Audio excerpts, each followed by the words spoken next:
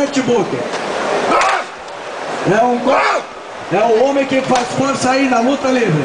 Tá tentando arrombar a janela. Legal, faz força. A janela contra o homem? A janela. Não, aí você vai arrancar a janela. É arrombar a janela. Isso. É arrombar. Aí tu iria arrancar a janela. Então vai lá, força aí, força no braço, 40 segundos. 40 segundos, força no braço. O legal é que é uma pessoa que já pratica esporte, faz força praticando esporte, e é legal por isso, porque aí realmente testa o que nós queremos mostrar. Que é uma janela de autossegurança, não quer dizer que não abra, ela abre, mas é uma janela de autossegurança. Tem perfis VECA, tem também ferragem de segurança Maico e vidro de segurança Vipel. Tem 1 minuto e 10, hein? 1 minuto e 10. 1 minuto e 10. Vamos lá. Vamos lá. Vamos lá. Força aí no braço. É assim mesmo. É a pessoa que é forte. 1 minuto e 30. 1 minuto e 30. 3 minutos. O que a gente tenta provar com isso é que um arrombador tenta, em 3 minutos, ele tenta uma janela. Se ele não conseguir abrir, ele vai para uma outra janela. Na terceira, ele pula para casa do vizinho, se não conseguir.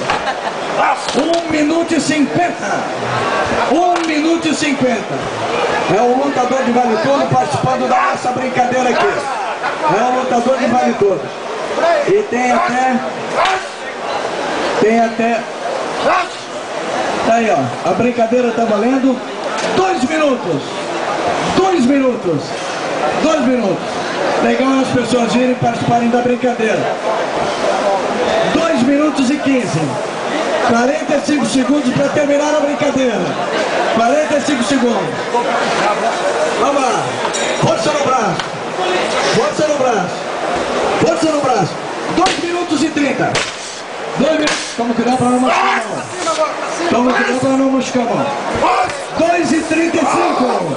Faltam 25 segundos. Já estamos com 20 segundos. Faltando 20 segundos.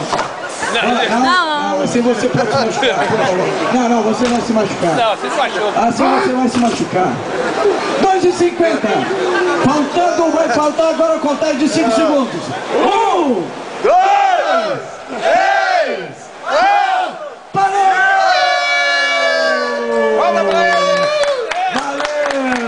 Valeu, gente. Valeu. Agora essa brincadeira valeu, gente. Valeu, Se eu não abrir, homem nenhum mais abre. Ó, se eu não abrir essa por aqui, nego nenhum abre. Tá? 3 minutos.